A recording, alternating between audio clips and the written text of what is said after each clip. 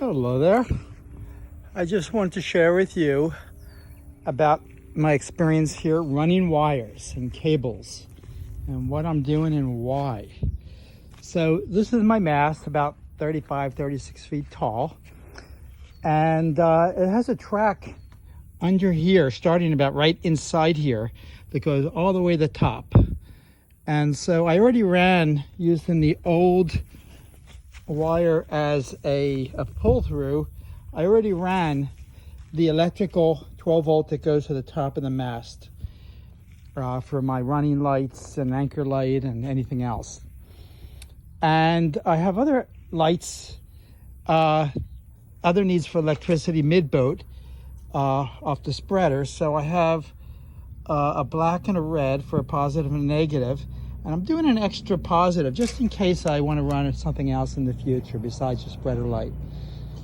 And then I also have two cables for VHF and AIS. AIS is where I could track big ships in the area so I know who's around me.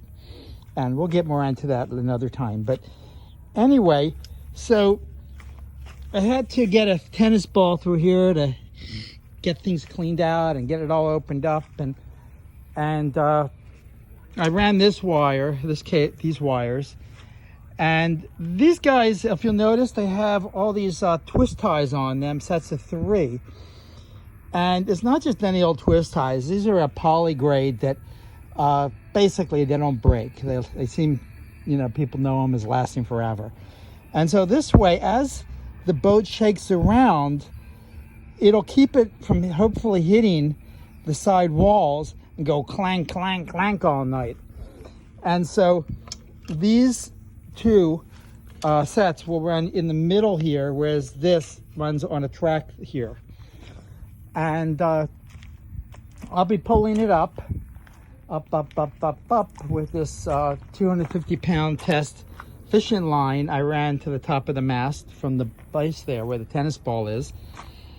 And it'll be coming out this hole, one of these cables, and the other one, and these 3 electrical lines, and it'll then come down and underneath the spreader that goes right here.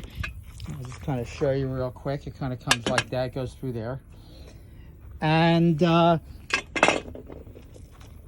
then from there it'll run to where I'm going to put my a second antenna for AIS or Citizen or a VHF radio, and then the other one will go all the way to the top and come out through, it's reversed right now, but it'll come out through this hole and come up to another antenna. And also the wires here, there's 4 red, 4 positive, and 1 negative. They'll go to different equipment here. And there's extra. So anyway, I just want to show you the kinds of things I'm doing here, and also how I'm doing everything I can to make the boat the best I can make it. I got heavy duty wire which will last longer, and it might hopefully help me get better longer distance reception also. I could have got something for about half the price, but I decided to go all the way. And then, as I said, these ties, I could have got the cheapo ones, a package for, a few bucks. But instead I paid, with shipping, I think it was $15-20 probably, if not a little more. But, it's like they're a one-time kind of application here. And I'm hoping they last 10 or 20 years. Because there shouldn't be need to pull these wires out before then. And also, I forgot to run it. There's also going to be a support system so that this is not just all hanging from the top of the mast, from there's one cable hanging from here.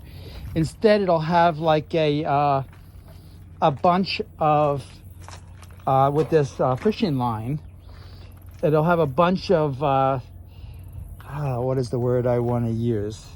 Kind of like a webbing of sorts going back and forth to the top, so that Yeah, so all the weight's not on the wire to help it hopefully also last longer, because, you know, 35 feet of wire, 36 feet, is a lot of weight. You know, I don't know how much this is, but it would probably be about 30 pounds maybe. And I don't want it to stretch. And then it's going to come out here where I don't know if you can see that. I can't see in the light. Where I can do connectors. And then from here, it goes through the base of the mast. It goes through the roof of the cabin area and in through the ceiling and off to where it has to go. There'll be other wires from these connectors that I'll be, you know, to make it as a two-part removable. Pardon me 1 second. I got somebody here. I gotta go.